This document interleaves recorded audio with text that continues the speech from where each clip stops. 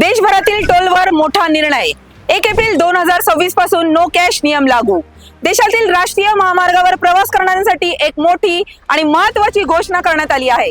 रस्ते वाहतूक व महामार्ग मंत्रालयाने 1 एप्रिल 2026 पासून देशभरातील 1150हून अधिक टोल प्लाझांवर रोख व्यवहार पूर्णपणे बंद करण्याचा निर्णय घेतला आहे। यापुढे टोल भरण्यासाठी फक्त डिजिटल पद्धतीचा वापर म्हणजेच फास्टॅग आणि यूपीआय द्वारे टोल फी स्वीकारली जाणार आहे। टोल प्लाझांवर रोख व्यवहारामुळे मोठ्या प्रमाणात गर्दी होते, वाहने थांबतात, वेळेचा अपव्ययही होतो आणि अनेकदा वादही निर्माण होतात। पूर्णपणे डिजिटल प्रणाली लागू केल्यास वाहतूक सुरळीत होईल, प्रतीक्षा वेळ कमी होईल आणि कार्यक्षमता वाढेल असे सरकारचे मत आहे। फास्टॅग द्वारे बहुतांश व्यवहार आधीच इलेक्ट्रॉनिक पद्धतीने होत आहेत। तसेच यूपीआय सुविधाही उपलब्ध करण्यात येणार आहे, ज्यामुळे प्रवाशांना पर्यायी डिजिटल पर्याय मिळेल।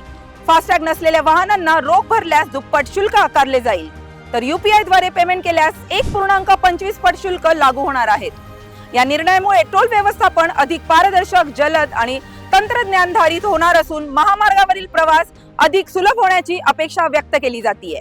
एकंदरीतच 1 एप्रिल 2026 पासून महामार्गावरचा प्रवास आता डिजिटल होणार।